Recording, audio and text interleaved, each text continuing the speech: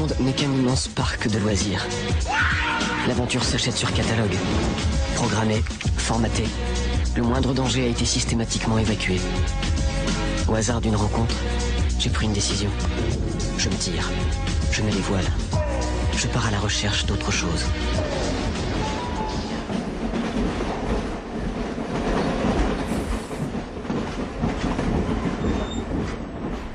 Mais ce serait pas le retour du podcast le meilleur du monde, le mieux, qui est trop bien.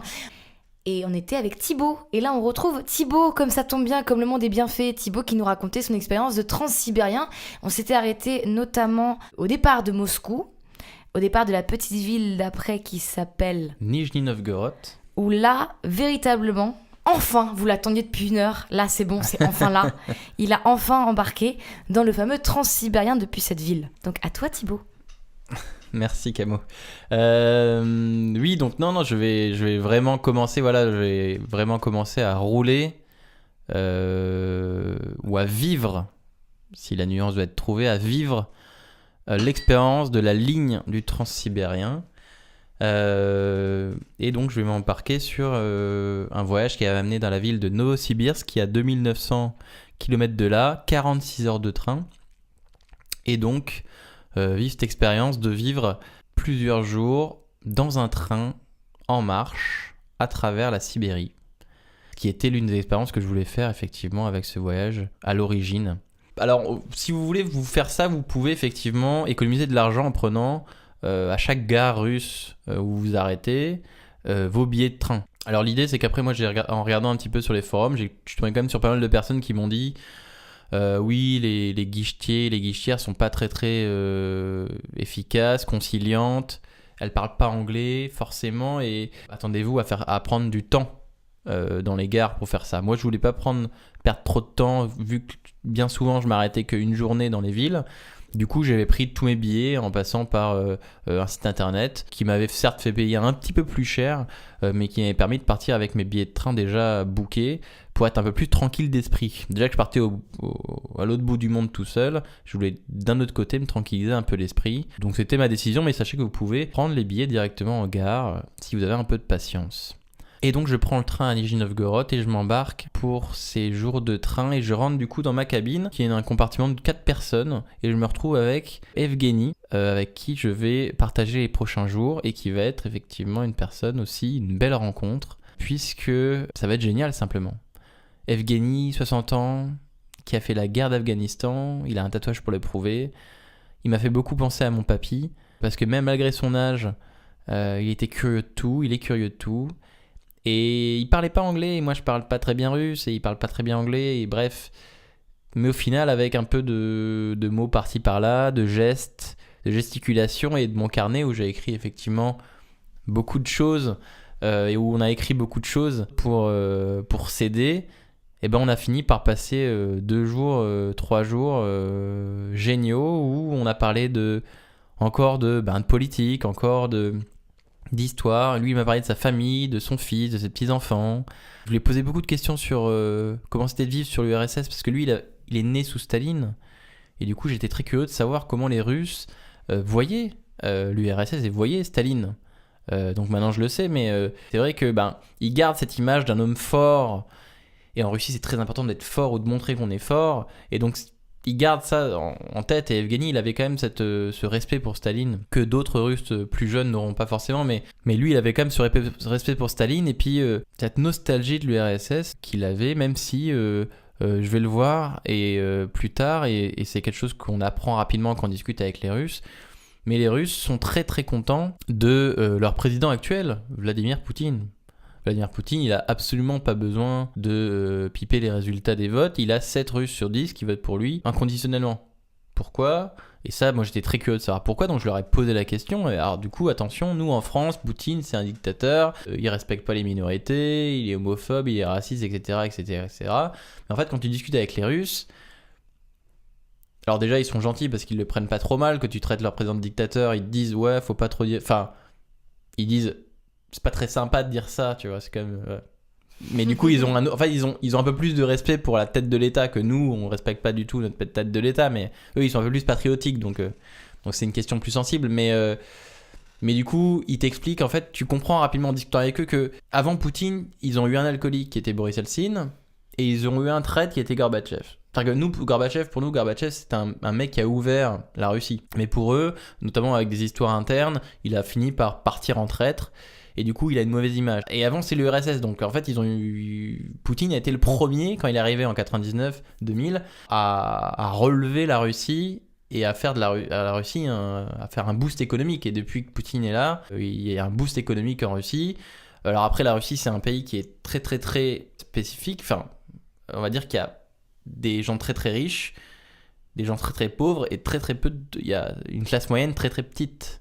Donc, effectivement, il y a un gros fossé entre les gens très riches et les gens très pauvres, un peu ce qui nous guette peut-être en France si on s'arrête pas. Mais en tout cas, ils vivent beaucoup mieux que effectivement sous l'URSS. Et puis, et Poutine, c'est mine de rien pourquoi il fonctionne bien et pourquoi il va continuer à fonctionner bien, parce que mine de rien, il est encore là jusqu'en 2024. Il est bien parti là pour être là jusqu'en 2024. C'est qu'il est comme son électorat. On peut pas reprocher à Poutine d'être raciste, homophobe, rude, intransigeant, etc. Il est comme son électorat. Le russe, il doit être fort. C'est un pays qui est extrêmement religieux. Enfin, 80% d'orthodoxes en Russie. Donc, ça implique effectivement une certaine conservatisme par rapport à des questions de sexualité. Et puis, on n'oublie pas que la Russie est dans son coin. C'est-à-dire que c'est un pays qui est pas, comme nous en France, un carrefour de l'Europe. Ils sont dans leur coin. Ils ont leur alphabet. Ils ont leur langue. Personne passe par la Russie pour arriver en Europe. Moi, je suis revenu de ce voyage, notamment sur ces questions-là, avec un autre point de vue. Moi, personnellement, en tant que Français, Poutine est une personne toujours aussi horrible et peu recommandable, et je ne le voudrais absolument pas à la tête de mon pays. Mais ça sert aussi à ça de voyager, c'est que tu vois que les gens, ils ont d'autres vies, d'autres cultures, et d'autres façons de voir le monde, et tu peux les comprendre. Tu peux ne pas adhérer, mais tu peux au moins les comprendre, et c'est ça l'intérêt de discuter avec Evgeny, par exemple, avec qui j'ai passé 2-3 jours. On a joué aux dames, on a parlé de tout et n'importe quoi, on a bu du thé, du café, on a partagé notre bouffe. Qu'est-ce qu'il faisait dans ce train, Evgeny ? Alors Evgeny, lui, il allait de Nijni à Novosibirsk pour retrouver sa famille, justement, son fils et ses petits-enfants. Et si vous faites le transsibérien, vous devez être social, c'est une évidence, mais vous devez être ouvert, vous devez être social. Et enfin, moi, quand je savais que j'allais être 3 jours avec quelqu'un en compartiment, enfin là, j'étais avec 4 personnes. Les 2 d'en haut n'ont pas trop parlé, donc c'était pas... Mais c'était surtout Evgeny. Ben, quand on rentre dans le compartiment, on se présente, on dit je m'appelle Thibaut, je fais ce voyage-là et compagnie. Et directement, ça brise la glace. Le russe, il est comme tout le monde, c'est un être humain. La culture n'y fait rien. Quand tu te présentes, tu m'appelles Thibaut, je suis enchanté, je fais ce voyage-là et compagnie. Et ben le mec, je m'appelle Evgeny. Et il partage sa nourriture et tu partages sa nourriture.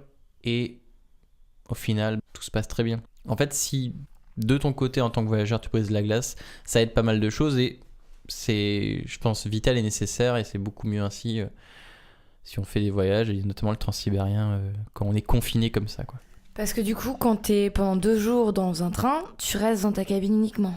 Alors, Comment non. ça se passe en fait ? Ouais, c'est ça qui est assez rigolo, c'est que moi je voulais vraiment ressentir cette expérience du train, parce que moi j'adore les trains. Alors faut adorer le train si vous allez dans le transsibérien, faites pas si vous n'aimez pas le train, c'est le principe. Mais moi j'aime bien les trains, c'est le rythme, le concept, le principe, l'idée du train. Le fait de pouvoir de voyager tout en vivant, de pouvoir se lever, de pouvoir manger, de pouvoir... Et du coup pendant 2-3 jours en fait, dès que le train démarre, donc le train s'arrêtera parfois une demi-heure, parfois 50 minutes, parfois 2 minutes, dans quelques gares, mais globalement il s'arrête pas. Et rapidement, au bout d'1 heure, tout le monde est en pyjama et en tongs et détendu avec son petit café. Et en fait, à chaque bout de wagon, par exemple, vous avez un samovar qui est donc une grosse bouilloire d'eau chaude qui va servir du coup à chauffer ses nouilles lyophilisées, à chauffer son café, à chauffer ses purées, à chauffer son thé, etc. Parce etc. que la bouffe que tu manges dans le transsibérien, tu l'achètes dans le transsibérien ou tu l'achètes en dehors ? Alors, si t'es malin, tu l'achètes en dehors. Tu peux l'acheter dans le transsibérien, ça coûte un peu plus cher, sachant que c'est les prix russes, donc c'est pas très cher non plus. Pour nous, c'est rien du tout. Mais du coup, non, tu fais des provisions. Moi, je savais que j'allais être de 2-3 jours dans Dans le train, j'ai fait des provisions un petit peu en achetant des nouilles, en achetant des soupes, etc. Et avec un peu d'eau chaude, tu te retrouves à te faire ton petit café. Et puis, le train va être rapidement rythmé par une routine qui est assez particulière, qui est que le train avance relativement, je dirais pas, il avance pas vite, il est relativement lent. Du coup, tu passes ton temps à regarder la fenêtre. Tu passes du temps à boire ton café, à manger, à discuter, à jouer à des jeux, à lire, à dormir. Et en fait, rapidement, c'est cette routine-là de on mange, on fait une sieste, on se balade, on regarde le paysage, on lit son livre, on redort un petit peu, etc., etc. Et puis on avance comme ça en même temps dans le territoire. Et moi, j'ai toujours cette image-là du deuxième jour où Evgeny et les autres, ils mangent et puis ils dorment tous. Et moi, je suis avec mon bouquin en train de lire et puis tout est silencieux dans le wagon. Et j'entends le... Et je vois le paysage sibérien défiler, qui est très changeant, parce qu'au début, c'est des forêts de bouleaux et d'arbres très, très, très, très fins, noirs, très sombres, qui défilent. Et puis après, plus tard, c'est des marais, des champs à perte de vue. Et après, plus tard, c'est d'autres choses. Et tu t'arrêtes de respirer et t'écoutes. Et tu sens le temps passer et tu sais que c'est pour ça que t'es là. C'est ça le transsibérien. C'est ça cette expérience complète. C'est le thé que t'as dans ta tasse, c'est le livre que tu lis, c'est des paysages interminables, illimités que t'as sous les yeux. Ce genre de voyage en train a forcément une portée introspective. Regarder des paysages illimités, interminables, à répétition, tu regardes plus les paysages, tu te regardes toi-même. C'est extrêmement nourrissant pour soi-même. Alors, à la longue, je vous avoue que c'est comme un précipice. On y regarde un peu et puis après on se recule parce qu'on n'a pas envie d'y plonger tout à fait. Non mais à quoi on pense quand justement on est avec son thé, son bouquin, un wagon endormi, un que tu fais beaucoup mieux que moi d'ailleurs. On pense à quoi ? Moi j'avais des petits... Là c'était à 15h, donc il faisait un grand soleil, hein. C'était le grand jour. Moi parfois j'avais des... Dans ce genre de voyage un peu fou, parce que pour moi ce voyage c'était une folie, c'était un peu fou. Donc en fait moi j'ai eu pendant tout mon voyage, et notamment dans ce train à ce moment-là, des petites prises de conscience où j'étais là en train de me dire, putain, je suis en train de traverser la Sibérie dans un train qui file à travers le territoire russe vers l'autre bout du monde. Et du coup, tu penses à ça. Tu penses à tes amis aussi. Parce que voyager seul, ça a plein d'avantages, mais tu passes aussi des soirées qui sont pas très funky. Bon, elles sont rapidement oubliées parce que le lendemain, tu fais des trucs et tu voyages et tu découvres des trucs tous les jours, mais il y a des moments où t'as un peu le blues, c'est normal en un mois. Comment tu la gères justement la solitude du voyage ? Du coup, j'écris dans mon carnet. Histoire de pouvoir, entre guillemets, parler à quelqu'un. Et tu lis des bouquins et tu te concentres sur des petites choses de ta routine quotidienne, histoire de penser à autre chose. Ton café qu'il faut bien touiller, tes tartines qu'il faut bien faire. Et tu vas te balader dans le train et tu dis bonjour, etc., etc.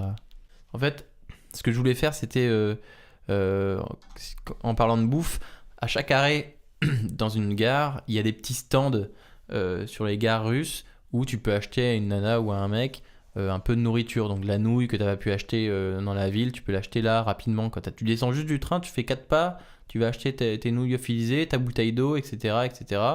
Moi, ce que je voulais faire, c'était aussi acheter à ce qu'il y avait, il n'y a pas si longtemps, des petites vieilles russes qui profitent du train qui arrive pour proposer leurs plats qu'elles ont fait à la maison et qu'elles vendent comme ça aux gens qui sont dans le train, quoi.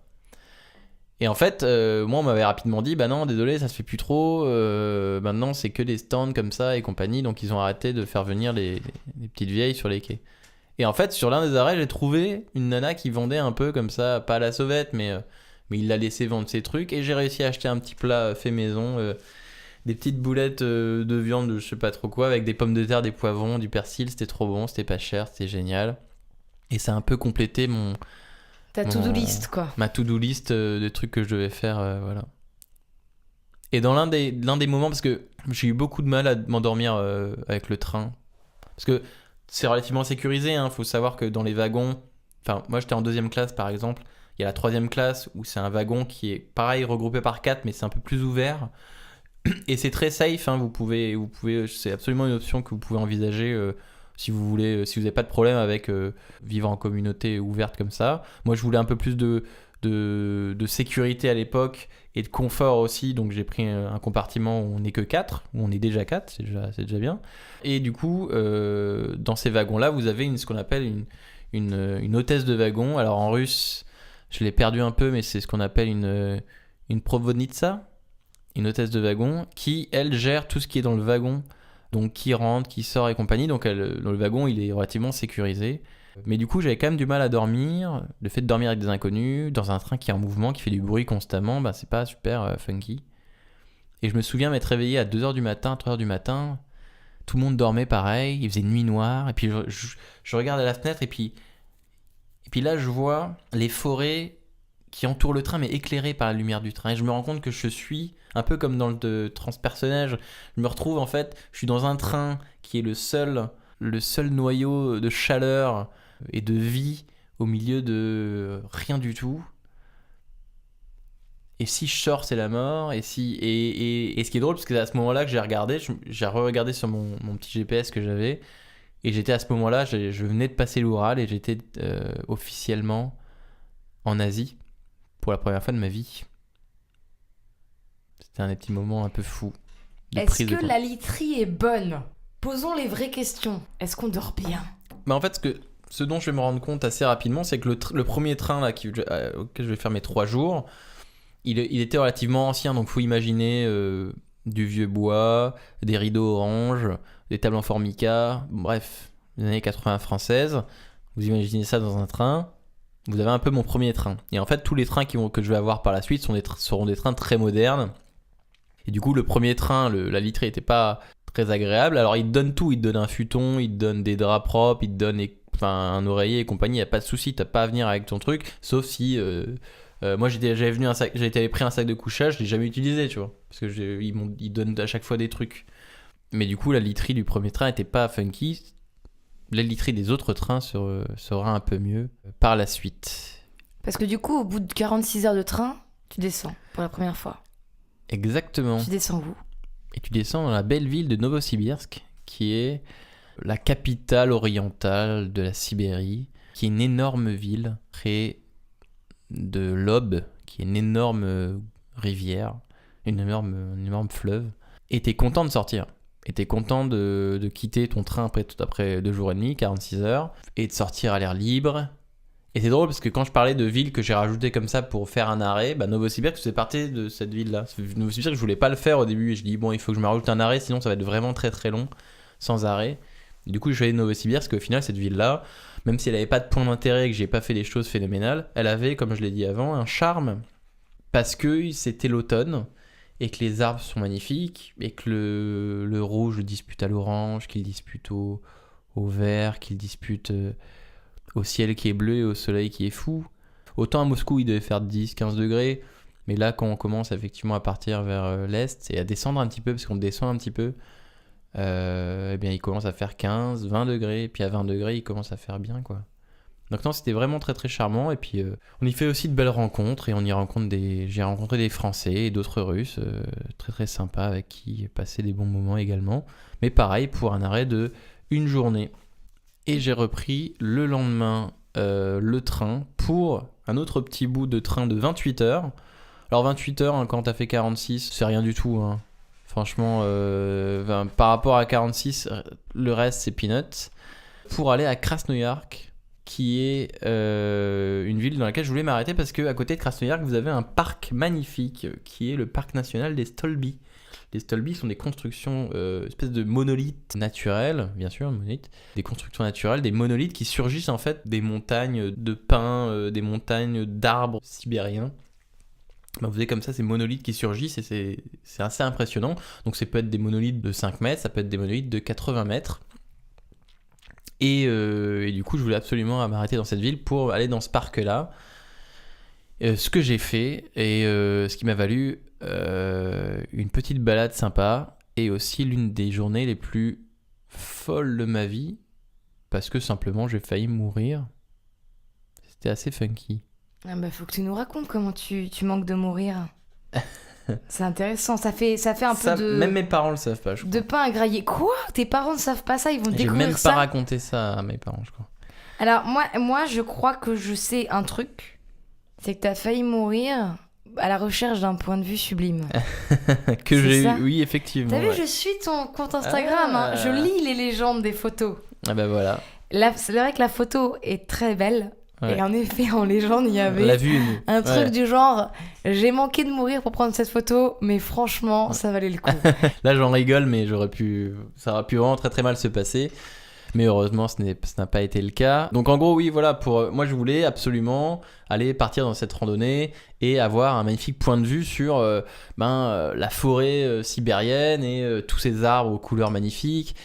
Et au final, au bout de mes heures de randonnée, t'arrives en haut de la montagne et en fait, t'es au milieu de la forêt. Donc au milieu de la forêt, tu vois que dalle. Et donc il faut que tu sortes des arbres pour voir quelque chose. Et en fait, tu te rends compte que la seule moyen de sortir des arbres, c'est de monter sur un des stolbis. Et pas un des petits stolbis. Il faut que tu montes sur le stolbi qui fait 80 mètres de haut. C'est un monolithe. Donc c'est pas un monolithe tout droit, c'est un monolithe qui est un peu genre une sorte de pyramide grossière, mais c'est de la roche lisse. Tu peux pas monter naturellement, il n'y a pas de... Il n'y a pas de prise. Il y a pas de prise naturelle. Enfin, il y a des prises naturelles, mais il n'y a pas de chemin pour monter. Et du coup, c'est de l'escalade. Ça, en France, c'est une via ferrata, par exemple, tu vois. Mais sauf qu'en Russie, quand tu veux monter ça, tu regardes le monolithe, le stolbi, et moi, j'étais là, je ne monte pas là-dessus. Et pourtant, tu vois des gens tout en haut. Et en fait, quand tu regardes les gens à la base du stolbi, tu te rends compte que les Russes font la queue pour monter le stolbi. C'est-à-dire que de toute façon, quand j'ai... Donc t'as un chemin tracé, t'as un chemin qui a été gravé, sculpté dans le stolbi pour pouvoir monter. Non, en fait, le stolbi, c'est une espèce d'enchâssement de plein de pierres lisses, et du coup, ils ont trouvé un chemin relativement safe pour monter sur une petite pierre, longer une paroi, aller se mettre sur un autre point d'appui, sauter sur une autre paroi. C'est de l'escalade véritablement. Et tu te dis que tu ne le feras jamais. Mais sauf que quand tu vois des gamines russes de 15 ans qui montent en Vans, tu te dis, mais attends, moi j'ai 27 ans, faut pas déconner. Tu vois. Mais sauf qu'elle, elle monte en Vans parce que, ça tu le verras plus tard, mais je le verrai plus tard quand je le montrerai, mais elles montent en Vans parce que leurs chaussures, elles sont en caoutchouc. Donc elles accrochent à la roche lisse. Et moi, mes chaussures, elles étaient des chaussures de rando. Et je me suis rendu compte qu'elles accrochaient pas très bien à la roche lisse. Donc c'est pour ça que j'ai failli pas y arriver et y rester. Mais du coup, tu montes quand même. Et comme c'est un flux continu qui monte et il y a un flux continu qui descend. Donc t'as quand même des mecs qui se croisent à flanc de montagne, collés les uns contre les autres. Et parfois, il faut que tu attendes 10 minutes avec un pied sur un rocher en tension pour laisser passer un groupe, etc. Et t'as des mini-crises de panique en train de te dire... Ok, je vais mourir. Là, il faut que je saute en fait d'un éperon rocheux à un autre éperon rocheux. T'as 15 Russes hilars qui me disent que tout va bien aller et t'as juste envie de les envoyer péter. Et tu le fais et t'arrives tout tremblant en haut et t'as cette vue-là. Il y a des moments donnés, j'ai glissé. Si je n'agrippais pas une pierre, je tombais, je mourais. Il y a des moments donnés... Il y a quoi en dessous ? Il y a 30 mètres de vide. De la forêt et le sol. Donc c'est... Donc les Russes t'aident, ils te tirent le bras, ils te grimpent, mais il faut vraiment... Si l'un de vous nous écoute, l'un de vous qui nous écoutez, partez là-bas, c'est pas pour tout le monde. Enfin moi je le referai pas, par exemple. Je l'ai fait une fois, je le referai jamais de ma vie. Et si c'était à refaire, j'hésiterais. Mais je l'ai fait. Et tu restes une demi-heure en haut, et tu kiffes. Après, il faut redescendre. Et heureusement que tu as des Russes qui descendent aussi, donc ils t'aident pour descendre et compagnie. Et c'est t'as vu pire sur encore. quoi en haut ? Alors, ouais, en haut, tu as vu sur ce que tu cherchais. C'est-à-dire, tu as vu sur... Imaginez des vagues de pins, de sapins, d'arbres, vert, orange, rouge, vert sombre, qui partent à perte de vue. Des vagues, et qui disparaissent dans l'horizon et qui n'a pas de fin, véritablement. des vagues d'arbres de tous les côtés. Avec de temps à autre, un Stolby qui sort. Et ça, c'est ce que je voulais voir et je l'ai vu. Et c'est une chance que d'être parti en automne parce que j'ai ces couleurs magnifiques. Alors en été, ça sera sans doute très sublime, mais il y aura que du vert. Et en hiver, il y aura que de la neige, j'imagine. Et je pourrais sans doute pas monter sur le Stolby en hiver, mais du coup, là, en automne, c'était sublime. Et t'as cette vue-là, et t'en profites, et c'est génial. Et c'est une expérience folle que j'aurais sans doute pas dû faire si j'avais eu toute ma raison, mais que j'ai faite. Et c'est drôle parce que quand tu montes, avant de monter, tu vois tous les gens qui descendent, qui ont déjà fait le truc, et qui se prennent dans les bras, qui se font des bisous, qui se congratulent, et tu fais, pourquoi ils font ça? Ils sont débiles, ils ont pas de... Enfin, genre, ça va les mecs? Et toi, quand t'es descendu, tellement que t'as failli mourir 5 fois, parce que t'as dû glisser, parce que heureusement que le mec il était là pour t'agripper, parce que tu t'es... Enfin, ça s'est joué à rien. Et ben le mec, quand j'ai touché le sol, je l'ai pris dans mes bras et je l'ai remercié, quoi. J'avais les larmes aux yeux. T'as toute l'adrénaline qui retombe, et la randonnée de retour, les 2 heures de retour, ont été une chute d'adrénaline joviale. Et Donc fallait de l'inconscience pour faire ça. fallait un peu d'inconscience. Mais ça rajoute à ce voyage une part d'irréalité. Et une fois qu'on a failli mourir, qu'on redescend, on reprend le train tout de suite ou on fait un petit tour avant?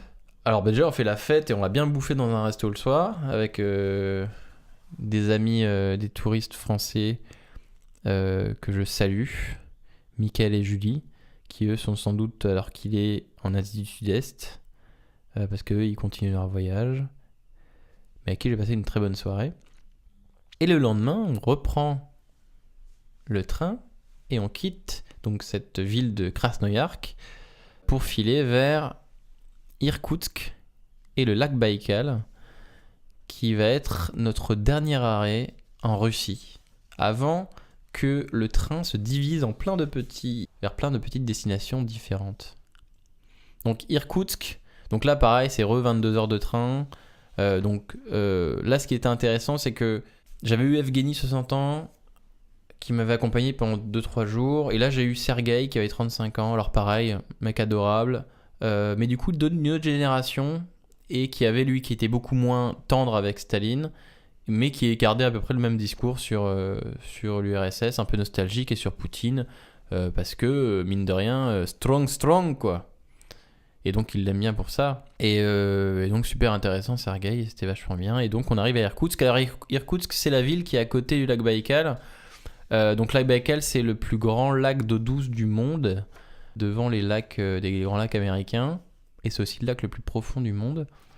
Et Irkoutsk est la grosse ville la plus proche de là. Donc moi, je voulais pas rester très longtemps à Irkoutsk, sachant que la ville, moi, je l'ai pas trouvée passionnante. D'autres l'ont trouvée intéressante. Moi, je l'ai pas trouvée particulièrement attirante. Elle est sympathique, elle a un charme aussi, mais c'était pas phénoménal. Et du coup, j'ai quitté Irkoutsk très très vite et j'ai parti dès le lendemain de mon arrivée en van. J'ai fait 6 heures de van pour aller sur la petite île d'Olkhon, qui est une île qui est au centre du lac Baïkal, et sur laquelle je suis resté 3 jours, histoire d'être encore plus Loin de tout. loin de tout.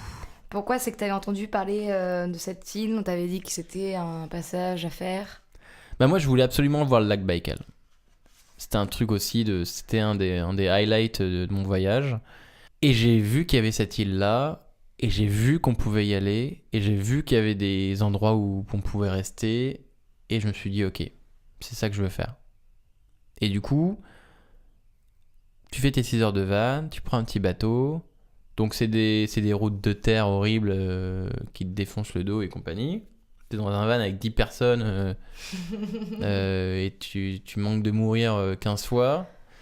Tu prends ton petit bateau, t'arrives sur une île qui de prime abord semble déserte. Alors moi, encore une fois, j'avais de la chance parce que j'y étais fin septembre, début octobre, donc un peu hors saison touristique. En fait, en plein été, c'est une île qui est blindée de touristes et qui est assaillie par les gens, mais hors saison. Ça m'a permis d'avoir cette tranquillité et d'avoir ce que je voulais, c'est-à-dire la tranquillité et puis un peu la solitude, et profiter du Baïkal un peu sans bruit, quoi. Et du coup, tu arrives dans la ville de l'île d'Olkhon qui s'appelle Kougir, qui est une petite ville Enfin, c'est pas une ville, enfin, c'est un village. Enfin, t'as pas mal de petites baraques, mais t'as peu d'âmes qui y vivent, véritablement hors saison. Et moi, je suis resté dans une auberge qui est très sympa, qui s'appelait l'auberge de Nikita. Qui est, enfin, si vous cherchez Olkhon, l'île d'Olkhon et Transsibérien, et Baïkal, vous allez trouver Nikita assez rapidement parce que c'est la plus imposante de la ville et elle est très très bien. Les gens parlent russe, parlent anglais, parlent français même. Et il y a même ce qu'ils appellent un bistrot français qui s'appelle vraiment le bistrot français, dans lequel vous pouvez manger des crêpes. Et qui faisait un peu plaisir après 2 semaines de voyage de retrouver juste un petit îlot de France au milieu de tout ça. Mais c'était vraiment phénoménal cette île d'Olkhon parce que c'est une île qui du coup, là on est au Baïkal, on n'est pas loin de la Mongolie, donc on commence à avoir du chamanisme, ce genre de culte, etc., etc. Et puis l'île est folle, l'île est phénoménale, c'est un mélange vous avez des plages de sable sublimes à perte de vue, et puis juste après vous avez des forêts de bois noir dont j'avais parlé auparavant, pareil, des dunes brunes, dorées, qui laissent la place ensuite à des forêts qui partent à l'horizon pour chuter à l'autre versant de l'île. Vous avez comme ça un espèce de panaché de couleurs et de paysages phénoménaux, je dirais même, et divers et multiples, que j'ai pas retrouvé ailleurs. Sur l'île, vous avez tout ça, quoi. Vous avez le bleu du Baïkal, le jaune du sable, les couleurs beige, marron des collines, de l'herbe sèche et les forêts vertes sombres à perte de vue. C'est un bel endroit pour avoir une retraite et pour pouvoir apprécier vraiment et pour avoir encore une fois des images plein les yeux et des images plein la tête. Et c'est là-bas que t'as croisé un petit chien? Et c'est là-bas que j'ai croisé un petit chien, effectivement. Ouais, j'ai bloqué là-dessus sur ton fil Instagram. J'ai bloqué sur le petit chien qui t'a suivi. Alors en fait, oui, voilà, parce que du coup, dans ma balade, alors l'île, elle est très longue, hein, elle fait 40 km de long. Bon, pour aller au bout, on a dû aller prendre un van, etc. Mais avant ça, j'avais réussi à me balader déjà pas mal tout seul autour de la ville. Et dans une de mes balades, je me suis fait rejoindre par un petit chien solitaire, pareil, très, très touffu, très sibérien, très coloré, brun, noir, beige, très jovial et qui m'a suivi pendant 1 heure. Alors je prenais mes photos, alors je me baladais, qui adorait les caresses. Et c'est des chiens qui errent, des chiens errants qui s'accrochent aux gens et qui suivent. Et pendant 1 heure, t'es content, simplement, d'avoir ce petit bonhomme qui te suit, mais c'est sympa. C'était une jolie petite rencontre. Ce sera pas la dernière en termes d'animaux, mais c'était une jolie rencontre. Donc sur l'île, tu restes combien de temps? J'y reste 3 jours. 3 jours quand même. Ouais, 3 jours, ce qui me permet du coup d'aller me balader sur l'île, d'aller voir l'autre bout de l'île avec son cap et ses reliefs phénoménaux. Et surtout aussi de me baigner dans le lac Baïkal. Le dernier jour, je voulais me baigner dans le lac Baïkal et puis j'avais l'expérience du bagnat russe avec l'eau à 15 degrés. J'étais là, oh, j'ai pas envie de le faire, elle va être froide, ça va être pénible, ça va être douloureux. Et j'avais réussi pendant la journée à me convaincre que bon, allez, ça va aller, je vais pas le faire, c'est pas grave, t'as déjà failli mourir, c'est pas grave si tu fais pas le Baïkal et compagnie. Et en fait, quand j'arrive sur la plage, vous avez des camions, donc des vieux camions, parfois soviétiques, qui ont le cul tourné vers le Baïkal et qui en fait ont été réhabilités en bagnat, en sauna. Vous rentrez dans ces bagnats-là, à poil ou en sous-vêtements, et quand vous avez trop chaud, vous sortez, vous faites 4 pas, vous vous jetez dans le Baïkal, et vous rentrez dans le sauna, et ainsi de suite. Chaud, froid, chaud, froid. Et moi, quand je suis allé sur la plage pour prendre des photos, j'ai croisé du coup 2 autres touristes français que j'avais déjà croisés auparavant, qui m'ont dit ah, viens avec nous et compagnie. Et moi qui ne voulais pas y aller parce que j'étais pas très chaud à l'idée d'avoir froid justement, j'ai été engrainé et finalement je me suis baigné dans le lac Baïkal un 1er octobre et c'était trop bien. C'était trop bien. Des allers-retours dans l'eau. Alors la première fois elle fait mal, hein. Mais comme t'as chaud parce que tu t'es fait 10 minutes de sauna à 80 degrés et que ton corps a chaud, bah c'est moins pénible. Et après, au bout du 3e aller-retour, la rentrée dans l'eau, elle est tranquille. La première fois, elle est un peu Mais la troisième, quatrième fois, c'est tu rentres, tu te baignes dedans, tu restes pas 10 minutes, hein, tu te baignes dedans 30 secondes, tu fais le tour, tu sors, tu restes dans le sauna 10 minutes et tu fais ça plein de fois. Et tu te dis, ça y est, je suis en train de me baigner dans le lac Baïkal. Et ce qui était drôle, c'est que le lendemain, il y avait les premières neiges qui arrivaient. Et donc au bout de 3 jours, tu reprends le ferry, tu retournes sur la terre ferme. Ouais. Et là, tu reprends le train ou tu continues ton petit voyage autour du lac Baïkal? Bah là, tu retournes à Irkoutsk et tu continues ton voyage. Et c'est là, effectivement, que le transsibérien est intéressant parce que le lac Baïkal est un endroit de scission, en fait, de la voie du transsibérien qui va se scinder en plein de voies différentes. Alors, vous avez le transsibérien traditionnel, on va dire, qui lui continue en passant par le sud du Baïkal et qui va jusqu'à Vladivostok, sur la côte pacifique russe, qui est au nord de la Corée du Nord. Vous avez une ligne qu'on appelle la ligne Baïkal-Amour, qui passe dans le nord du Baïkal et qui suit le fleuve Amour en parallèle du transsibérien traditionnel pour aller à la même destination, Vladivostok. Vous avez une troisième ligne qui fait le transmandchourien, c'est-à-dire qui passe dans le sud du Baïkal, qui rentre en Chine, en Mandchourie, pour aller à Pékin, donc via la Mandchourie, en contournant la Mongolie.